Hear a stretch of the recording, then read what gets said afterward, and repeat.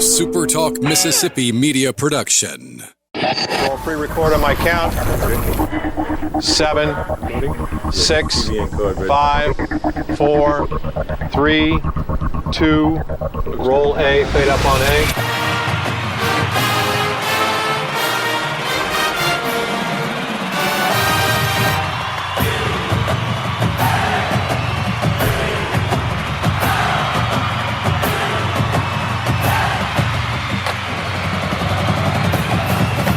Southern Miss to the top. You're tuned in to the Eagle Hour. Okay, let's go. Super Talk Eagle Hour on the air, Friday edition. We broadcast from the Southern Bank Course Studio. Bob Getty and Dima Mixon. We're glad you're with us. Kelly's out today. Opening segment of the show sponsored every day by Dickey's Barbecue. We appreciate Dickey's. Do a great job catering every event. A great place to take your family for a fresh, delicious meal any night of the week. We thank Dickey's for everything they do.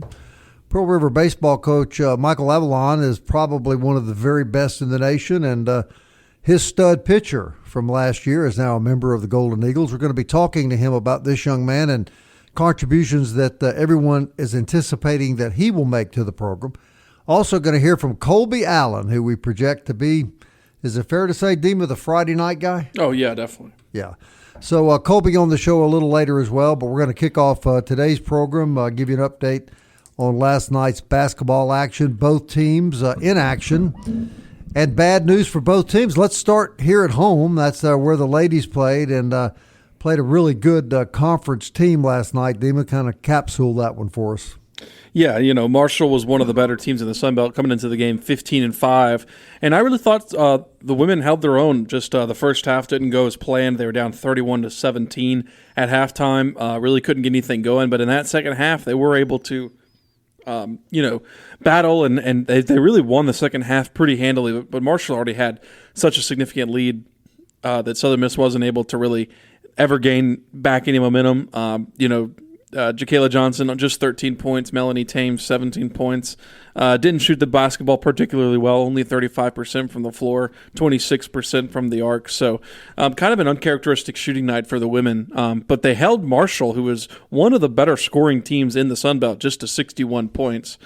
So I guess that's positive. I think, James Madison held him to 43, but outside of that, I don't remember Marshall being held to under 70 points for the past few games. So I think that was encouraging, but Southern Miss, the shooting for the Lady Eagles just couldn't get their normal shooting. If they would have just shot like they normally do, they would have felt pretty good about that game last night. But of course they drop it, so they now are 11-8 on the season, and that drops them in the Sun Belt standings. They were fourth coming into that game, and they dropped all the way to eighth with that loss.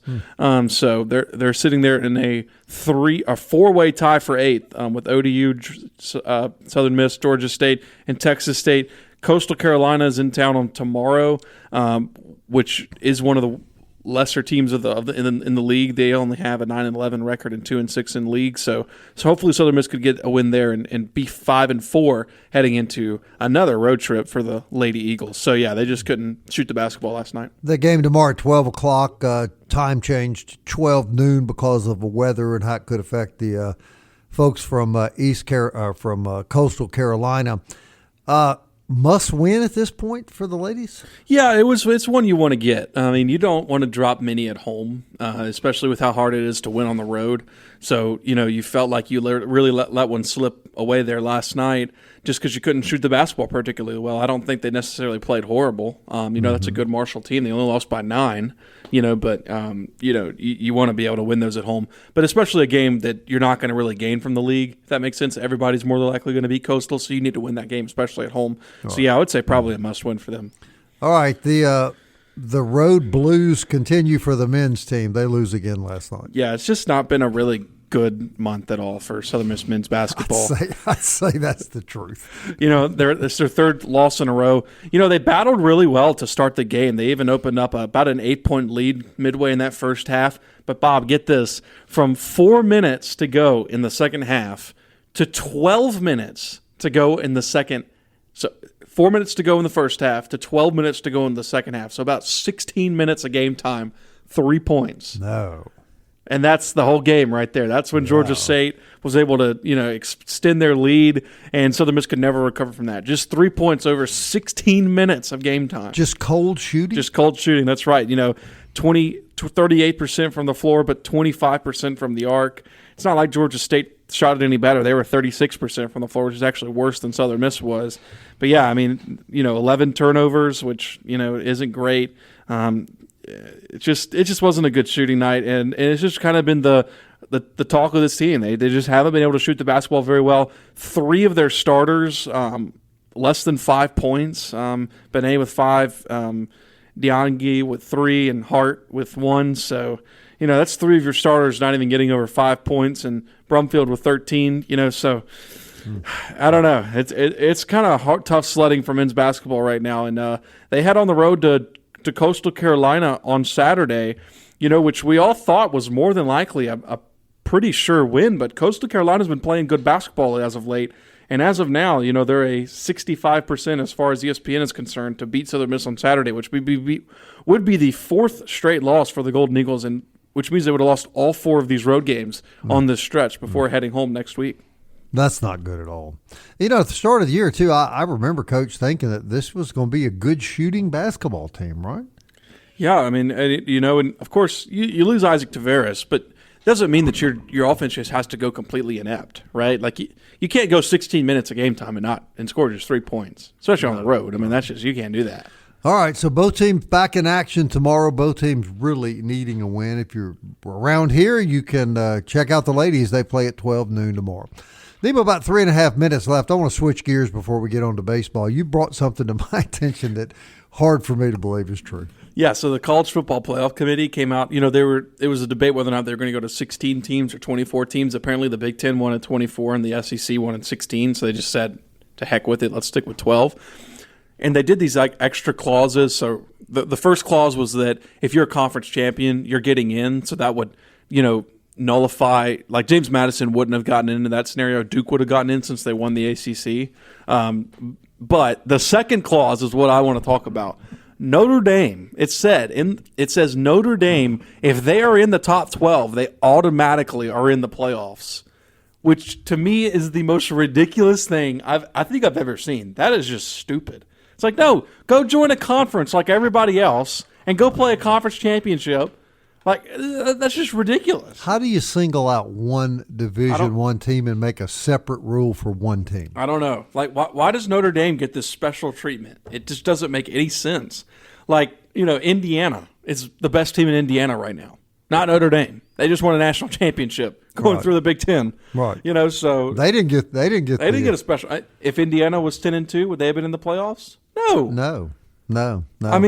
It's just. I think you pointed out too that the coach of Notre Dame was on the pregame of the national championship game, and it was never brought up that they opted out of their bowl game. Yeah, which would have been a substantial bowl game too.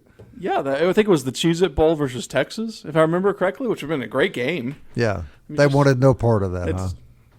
If we don't get our way, we're just not going to play. I just don't get it. That could be their new slogan. If we don't get our way, we're not going to play. Yeah, touchdown Jesus. Put that on a shirt or something. But no, it just makes no sense. What they're going to do is, since they control their own scheduling, they're just going to schedule a really easy schedule. Because if they go 10-2, 11-1, they're in the playoffs. They're going to be in the top 12. Mm-hmm. Mm-hmm. But so if they're in the top 12, that means they're not in the bubble. Like, they're not even getting debated. They're just automatically in. That's just terrible. It's dumb. You said the Big Ten wanted 24 teams? Yeah. Well, when would they have had to start playing that tournament? We'd be in the middle of the third round right now. Yeah, I'm telling you. It'd be like the national championship game is a week before spring football. Correct. 2 weeks after the Super Bowl, we'll get around to the college football national championship. I think the answer 24 is crazy. Yeah, the answer is to cut back on the number of games. We talked about that yesterday. That'd be a pretty easy thing to do because schools, even in the group of 5, play some money games. You know what I'm saying? They play games that they know they're going to win. Southern Miss does it. They bring SWAC teams in here. They're not going to lose to a SWAC team. Mm-hmm. it's really no different than Southern Miss We going to Florida State. Florida State's not figuring to lose that game. Is that fair to say? Yeah, it is. Now, I will say that Group of 5 teams do depend sometimes on those checks from the bigger schools. There's no doubt they do. Yeah. We heard that from the former head coach here. Yeah. We need that check. Yeah. But did we ever? Did we ever? But yes, you're right. Where they could probably do that maybe one game instead of 4 games, or something like that. But Yeah. yeah. All right, still to come on the show, we're about to hear from Colby Allen. He's going to join Dima and I, and then we're going to hear about another new pitcher on the team. Camden Clark. Yes, from his coach down at Pearl River. Dima, is it fair to say Pearl River baseball is one of the top junior college programs in America? Yeah, they were 1 game away from winning a national championship last year. They won a national championship in 2022, and they're ranked number 2 in the preseason poll right now. Nationally. Yep. Remarkable story, Yep. really, down in Poplarville. No doubt. We'll be right back, everybody. Stay with us. Friday edition of the Super Talk Eagle Hour is on the air.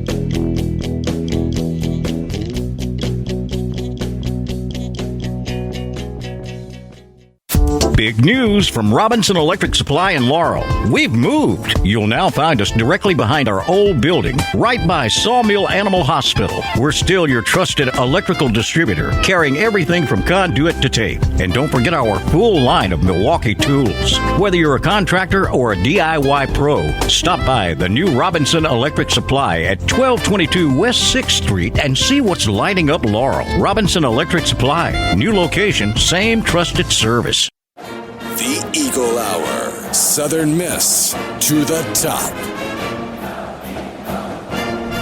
Welcome back, everybody. Super Talk Eagle Hour on the air. Second segment of the show every day, sponsored by Eagle Tire West. They're on Highway 98 West, next to Smith Motor Company. They sell premium Goodyear products, full service truck and auto service.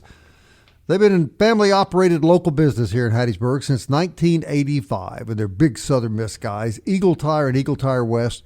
Goodyear Tires, full service, big Southern Miss supporters. Looking for a great weekend treat? Mobay Beignet Company will do it, 2902 Hardy Street. Check out their Facebook page, find the topping of the month. Go down there, they'll cook you some hot beignets, cover them in powdered sugar as you order them, get yourself a great coffee, and that will be a nice treat. And Kelly told us that he has some personal things he had to do today, and I know he's at Mobay. He's at Mobay Beignet eating his second dozen. Dima's actually in Kelly's chair today. It's the first time I've ever seen anyone dressed like an adult sitting in that chair. It's really quite distracting almost. But Kelly's out. Drinking his Mountain Dew, though. So. Are you? Well, you're following in his tradition, right? All right. 3 weeks from today, Golden Eagle baseball will kick off. Let's say that once again. Say that again. 3 weeks from today, Southern Miss baseball will kick off. And Dima and I, now nothing's been made official, but Dima and I believe Colby Allen will pitch that Friday game, and that'll be a showdown of 2 All-American pitchers, won't it? Yeah. Santa Barbara has an ace who's going to be really good. Colby Allen, they worked on getting him that third pitch, that changeup, and it sounds like he's really gotten there. And man, I'm excited to see it. And he told me, and I'm sure he told you, that he's really excited to throw that pitch. He was already so good with his fastball slider. And now he's added that changeup that if batters can't see the slider and then the changeup's coming out of his hand, he could be everything he wants to be this season, and I'm really excited to see it. Here's Colby Allen. All right, Colby Allen on the Super Talk Eagle Hour. Colby, we're 3 weeks away. Your big year's right around the corner. What is going to be going on in Colby Allen's head the night you take that mound opening day? It's going to be try to calm the nerves. Honestly, no, it'll be awesome. I think I get chills thinking about it. I'm starting to get chills right now thinking about it. That's kind of a big thing. I kind of been preparing for it for probably since the end of last year. As a player, I'm one of those guys who's going to think about every moment before I even get on that mound and visualize it. So as soon as that time comes, I'm ready. I think that's a big thing, and my success is I visualize everything, and shoot, man, when it gets time to toe that rubber, I'm ready to go. How did you prepare during the off season? Kind of give us a description of what off season was like for you. Yeah, for me it was this Christmas break. It was really, man, it was straight hunting, and it was baseball in the mornings and hunting in the evenings. Just kind of get my work done before lunch, and that afternoon I was hunting and kind of relaxing. But at the same time, I mean, I was at the field from 8 to 12 every day, and then go home, eat lunch, and get after it. But yeah, it was good. It was a lot of working on the changeup and kind of perfecting some of those pitches and getting ready to come back. I mean, as soon as we get back, it's time to roll, and we're ready. All right, this is what you've aimed for the whole time you've been here, hadn't it? Yeah. To be the lead guy on the mound. Yeah, absolutely. I think that's kind of everybody's want as a pitcher coming in here. If you're a lead guy on this staff, I mean, if you're anybody on this staff, you're talented. You're one of the best in the country, obviously. But yeah, that's what you want is coming in here. That shows you're a true competitor, is wanting that spotlight, and that's good. It's what you work for, and obviously it comes earned. But yeah, I worked hard. I worked hard for it. If everything works out like we anticipate, we're going to have an opening day here with 2 All-Americans on the mound, you and the guy from California. That's a pretty exciting way to start, huh? Yeah, he's pretty good, but whether it's me, Graydon, or McCarty, or Crabtree, whoever it is facing off against him, he's gonna have his lunch ready for him.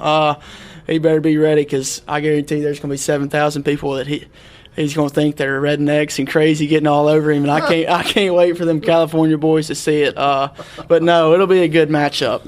They're a great ball club. That dude's gonna be a first rounder, and I'm sure they got some more in the bullpen, and gonna have some guys in the box ready to go too.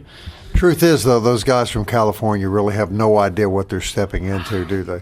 I wouldn't think, but you never know. I mean, I've never been out to California, but I wouldn't think they're going to have any idea what's going to hit them when they step in this place, and you got 7,000 ready to go, especially down in that 16-ounce lounge. So. Right. Talk to us about the pitching staff overall. Some new faces, some familiar faces, but always the new faces have to step up. How confident are you, and how deep do you see this pitching staff? Yeah, I mean, there's no doubt we have a chance to compete with that 22 staff and some of the staffs that's come through here. There's not a doubt in my mind about it. We got some pieces we got pieces everywhere. If you'll be honest, we can be deep. We can be really deep. We got, oh my goodness, it's crazy to think about. I was trying to think of different scenarios, who I'd use here, who I'd use there, and I was like, I don't know. We got too many options. But, yeah, the new guys that we brought in have stepped up tremendously in the fall and spring inter squads. Then you got guys like McCarty coming back, Drake Meeks, Logan Pratt, some of those guys. Chase Adams is coming back off injuries. It's also going to be a big piece in this role. So, it's going to be exciting to see. Colby, what's this ride? What's this journey meant to you? It's everything. Growing up as a Southern Miss fan and now pitching all the time here, I'm getting chills again thinking about it. It means everything. There's not a doubt in my mind about it. I couldn't have dreamed it any better, especially thinking you're about to go JUCO to catch, and the next thing you know, you're pitching at the Pete. So I can't put it into words. Last year during this event, I asked Tuna what it was going to be like for him his senior year, and he told me he was already thinking about it. Is that your case? Yeah, absolutely. I'm trying to spend as much time as I can at the field. It's awesome. It's just you try to soak it up, especially knowing it's your last year.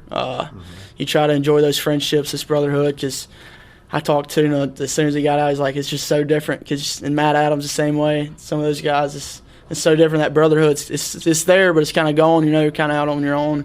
'Cause, I mean, we're here every day. Like, we've been here from 8, and we'll be here till 5:30. Practicing with each other. So it's truly a brotherhood. There's just no doubt about it. It's a true brotherhood.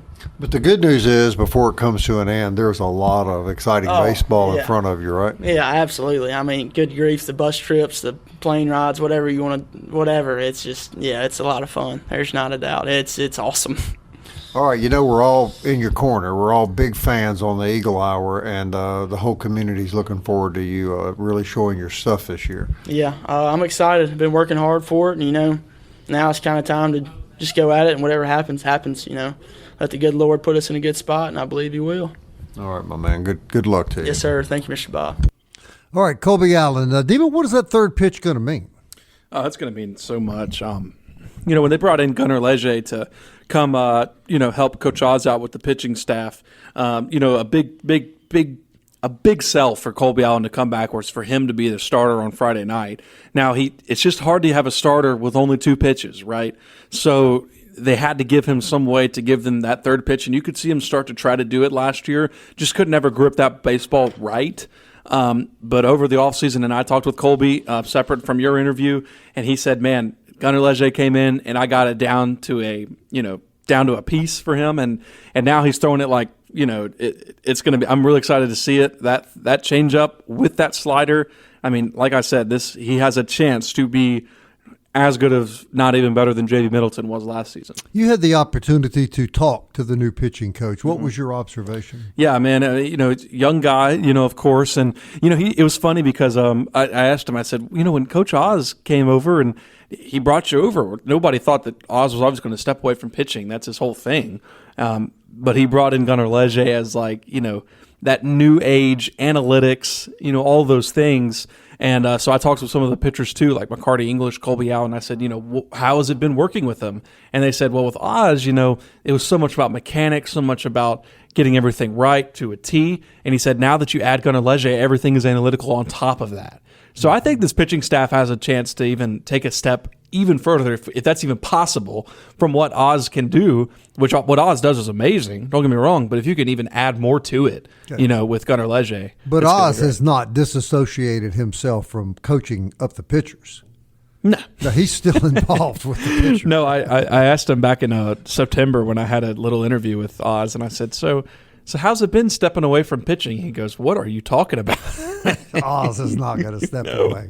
Oz is not going to step away from the pitcher. He could never do that. David, can we say, about 30 seconds left, that Southern Miss has the best head coach it could possibly have for where we are right now? Let me just say it this way. Scott Berry wouldn't have retired if he did not trust Christian Ostrander. Correct. That should tell you all you need to know. Correct. So we're glad to have Oz here. Yep. And obviously, that was the obvious transition. Yes. And Oz waited a long time to be the head coach at Southern Miss baseball. And I fully believe he will take this team to Omaha. I don't think not necessarily maybe this team this season, but he will take a team to Omaha before he's done. Teams to Omaha. Yeah. Well, my man Dima says Camden Clark is going to be a name that's going to get your attention in this new baseball season. We're going to talk to his coach, Michael Avalon, one of the best junior college coaches in America, and see what he says about Camden Clark being on the Golden Eagle pitching staff next.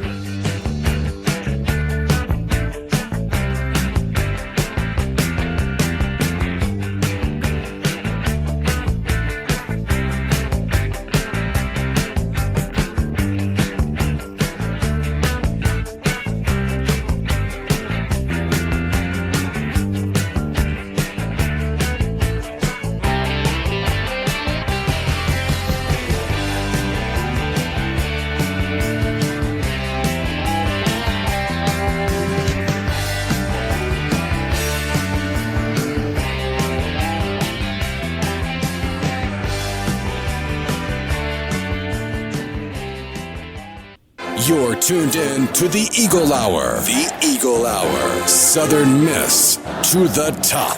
All right, welcome back, everybody. Enjoyed hearing from Colby Allen. Look for great things out of Colby this spring.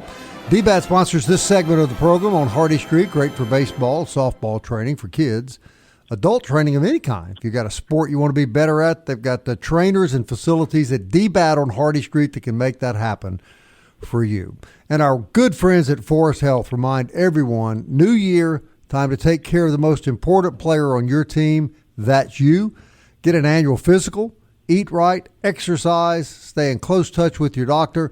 Be sure your health is as good as it can be. Forest Health can help you with expert medical care closer to home. ForestHealth.org.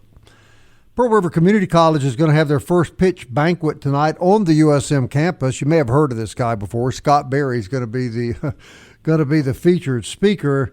Coach Michael Avalon is now on the show. Of course, Pearl River is, I don't mind saying this. Coach is not probably going to say this, but I will. The best junior college baseball program in Mississippi, hands down, and probably one of the top 5 baseball programs in America in junior college baseball, ranked number 2 in the first preseason poll. And Coach, before we get to the young man that you led to Southern Miss and is going to be pitching for the Golden Eagles this year, congratulations on your continued great success. Number 2 nationally, and you obviously have another very talented squad down in Poplarville.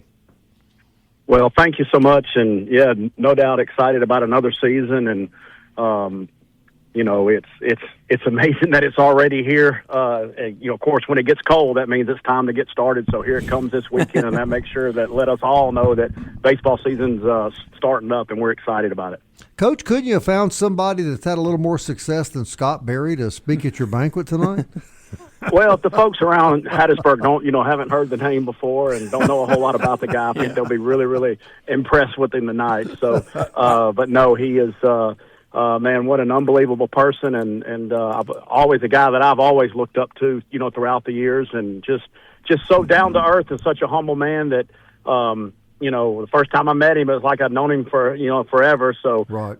When he was coaching, I'd asked him to speak at these before, and he said, Avalon, he said, I love you, but I just got too much going on. And I said, well, when he got done, I said, Coach, all right, because, of course, he gets worn out about it, I'm sure, about speaking. And he said, well, absolutely looking forward to it. So we are, without a doubt, excited to hear from him tonight and, spend the night with him. And it's going to be a really, really good time. I'm just surprised, Coach, that you were able to get him out of the hunting stand. I mean, that's just shocking to me. He must really like you, Coach.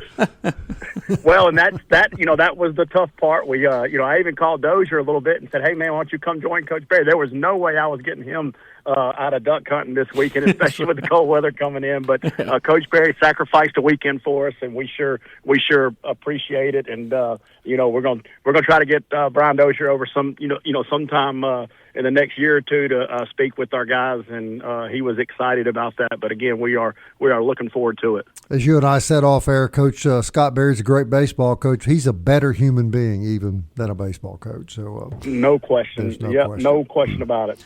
All right, Coach. I'm gonna let Dima jump in here. Dima's very, very excited about this young man of yours that's now on the staff, Camden Clark. Tell us your observation of Camden, and I think Dima probably has several questions for you. Yeah, what a talent. What a player, what a person, what a competitor. I think that's the thing that's really going to stick out when Southern Miss fans get to see him. He actually signed with us, and in high school, people, would have argued, was he a better catcher than a pitcher? Because he was a switch hitting catcher out of high school, really, really good defensively. And we kind of signed him with the understanding to do both. He wanted to catch probably more so than he wanted to pitch up until last year. And I just kept thinking to myself, when this kid figures out how good he really is on the mound, he'll understand that is just, it's just different. He's a big-time competitor, like I mentioned, and wants the baseball. And I assume that's something Southern Miss may try to do with him is in the back end is kind of what I've heard. So y'all are going to love him. He's a great family. We hated to lose him, but we're going to look forward to watching him at Southern Miss. Coach, I'm curious, how hard is it to, in junior college realms now, it just seems like, do y'all feel like you have to replace your team almost every single season, or is it, more of a, maybe even at your program, is it more of a, regulatory thing where you get to keep players there for a couple of seasons? Yeah, I think if you look at what's going on at the Division I level, you're starting to see a lot of, similarities to junior college. Okay. We know minus the NIL money, but that's what it's causing. It's just so much turnover. Right. That's something we've always kind of dealt with. Obviously, we're lucky to keep a guy 2 years and thankful for it. But the way I've always looked at things like that is guys that come into our program, and if they get an opportunity, and I've always said it, I've always said, Southern Miss are better, and meaning SEC after their freshman year or a Southern Miss, because Southern Miss is a top 25 program year in and year out. And that's the goal of these guys. They all want to play at the highest level, Division I level, and they want to play the best brand of baseball that they can, find. And so, obviously, I have high regard for, Coach Ostrander and, his staff and what they do, year in and year out at Southern Miss. And so that's kind of we hate to lose them, but at the same time, that's what we're here for. If you do things the right way, good Lord, take care of you and put the next guy, in the right place for you at the right time. Talk about your team this year. Obviously, fresh off a national championship appearance from last season, returning some players, but like you said, had to go out and get some players. Yeah, we're excited about the the experience that we bring back, especially from the offensive side. I tell people all the time, I feel like pitchers from the high school level to college are, make the adjustment a little easier because it's 60 foot 6 inches and not much changes. They kind of control the pace and the tempo. And if they did that in high school and were good at it, then they just kind of carry over usually, into the college career. But a hitter, I think it's just so much difficult just because of the pitching and how good it is, the velocity, the stuff that they see nowadays. And so we're very thankful to have several guys in our lineup that got big-time experience. I think we'll start 8 out of 9 guys that are at least in their second year of college baseball, which will really help us. We feel like last year was a little different.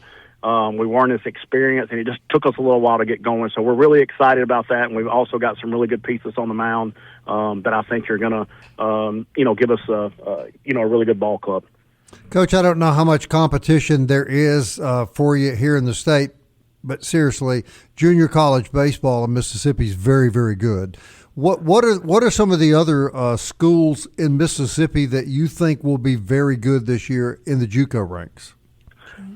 Without a doubt, Mississippi junior college baseball, as far as junior college, when you look at the Division II rankings that come out, we're going to have 4 to 6 every year that are ranked in the top 25 out of our 15 schools. And that, when you just really wrap your head around that number, it's unbelievable. Just speaks to how tough it is and how good baseball is. It's for the most part, it's going to be your usual suspects, I guess you'd say. East Central's done a really good job.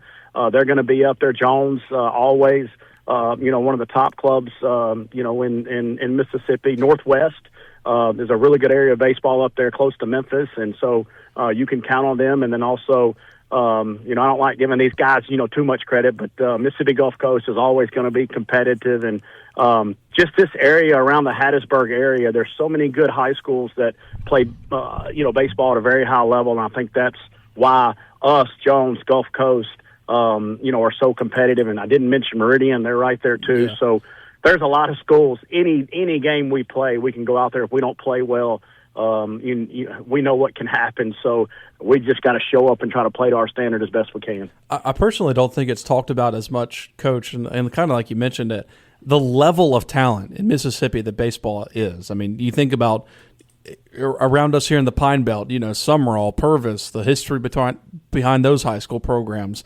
Brandon, all of these high school programs. And like you said, the junior college level is heightened. Everybody's good. William Carey, all these things, and then Southern Miss, being really good in the NCAA, State and Ole Miss being consistently good. I mean, the level of college baseball in the state of Mississippi and high school baseball is honestly incredible.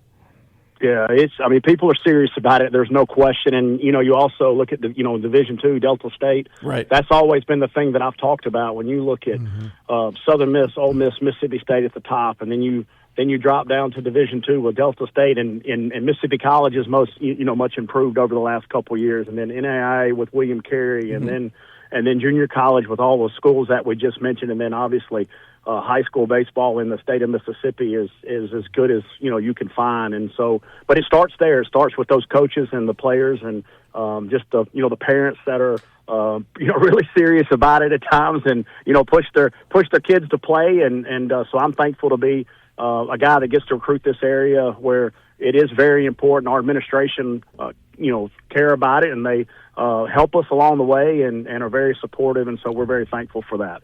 Coach Avalon, no one does it better than you. No one does it better than you. And we look forward to following your guys all year. We look forward to watching Camden on the mound for the Golden Eagles, and we look forward to following Pearl River baseball all spring. Well, thank y'all for having me, and always it's a pleasure. Look forward to seeing y'all at a ball game sometime. All right. Thank you, Coach. Coach Michael Avalon from Pearl River Community College. No exaggeration, right, Damon? One of the best programs in America. Junior college for sure. Yeah. We'll be right back.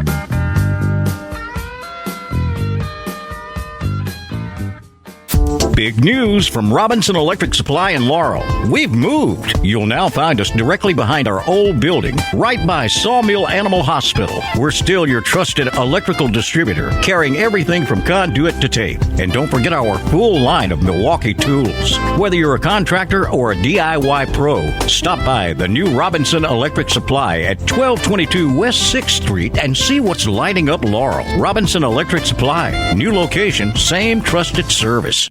Southern Miss to the top. To the top. You're tuned in to the Eagle Hour. Hey, our thanks to Pearl River baseball coach Michael Avalon for joining us. Also enjoyed our conversation with Colby Allen. We'll have a lot more good stuff for you next week. 4th Street Bar and Grill sponsors this final segment of the show today. It'd be a great place to check out some ball over the weekend and get yourself something good to eat, a cold drink, and enjoy some camaraderie with fellow Golden Eagles. You'll find them all down at 4th Street Bar and Grill. Hey, MCS Home Center reminds you that for home repair, home remodeling, home construction, they have everything you need. You can work in your lawn, your garden, your house. You'll find all the tools and supplies you need at MCS Home Center in Bellevue. Hattiesburg's new improvement home center, local folks eager to help you, 7329 Highway 98 West. And we sure appreciate our relationship with Hank Lott and all the great people at MCS Home Center. Truly one of our favorite places in town. As is Genesis of Hattiesburg, the official auto dealer of the Eagle Hour. Genesis sedans and SUVs, all from Mississippi's exclusive Genesis dealership, Highway 98 West in Hattiesburg. And I and the manager down there, Kevin Mullins, were good buddies, and we have suffered many, many years together as Redskin fans. So we have a special bond of torture and pain, Dima, that most people just couldn't possibly understand. Kelly can. Yeah, he's a Bengals fan. Yes, right. News and notes, Dima. Yeah, let's start with the Bills because I don't really know what the heck they're doing. My gosh. So first they interview Phillip Rivers for their head coaching job. Phillip Rivers. I don't understand that. So now they're on to Mike McDaniel, who is the head coach of Miami Dolphins, who was fired there. And he was terrible in Miami. Yes, and the Bills are interviewing him, thinking that that's somehow better than the coach who took him to almost every divisional round the past 6 years and winning records. Unbelievable. So let's start with that. I don't really know what the Bills are doing there.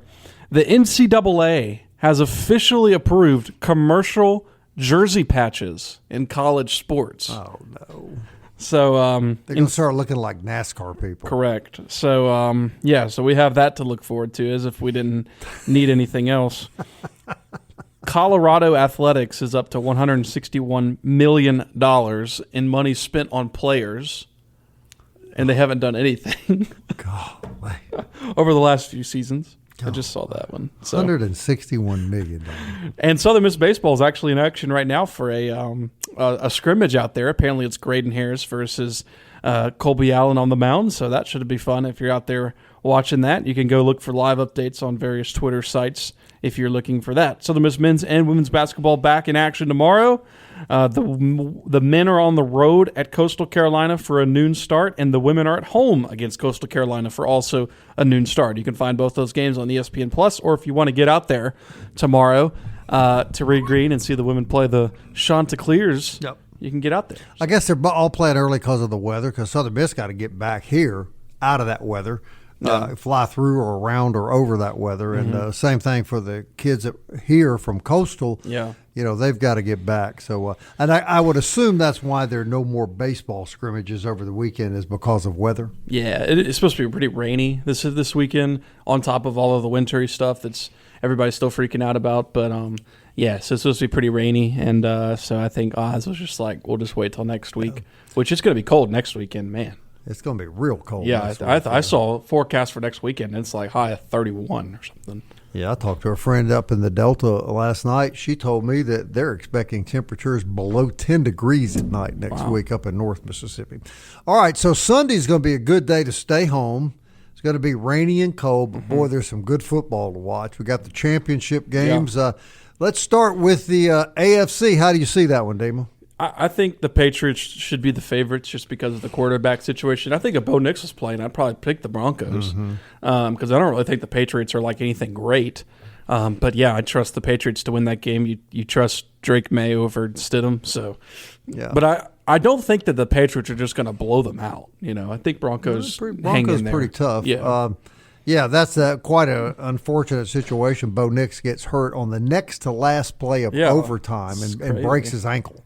So, he's out. I would agree with you. I think the Patriots, it's hard to believe in it, the Patriots back in the Super Bowl. It really is. Speaks to their organization. Especially considering how young their team is. Yeah, speaks to their organization. And to Mike Breville, who's a tremendous football coach. Mm-hmm. NFC, who you like? Man, it's hard to pick against the Seahawks right now, especially at home. But the Rams, their offense is so good. Of course, Chicago had a nice defensive plan against them last week. But, these two teams played late in the regular season, sometime around Christmas. And I believe that game was like a 1-point difference in overtime or something like that. And, I expect this is going to be a great game. I'm glad it's the later game and kind of the night game. And, I'm looking forward to it. I like the Seahawks at home, but I would not be surprised if the Rams pulled it out either. Yeah, I agree exactly with what you said, but I just have this sort of feeling in the back of my head that the Rams may do this. Offensively, they're so good, and I think it's fair to say they have the best quarterback in this game. Mm-hmm. Matthew Stafford's a Hall of Famer. Yeah, I think he's better. Hall of Famer, he's better than the other one, for sure. All right, that wraps up a good week on the Eagle Hour. We'll all be back Monday. We thank you very much, as always, for listening. Be safe out there this weekend. Stay warm and out of the cold rain. We'll all be back in the studio Monday. Until then, Southern Miss to the top.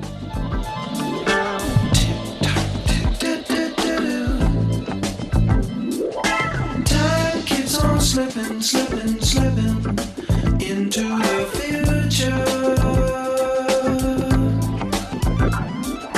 Time keeps on slipping, slipping, slipping into the future. I wanna fly like an eagle to the sea. Fly like an eagle, let my spirit carry me. I want to fly like an eagle till I'm free. I go through the revolution. A SuperTalk Mississippi media production.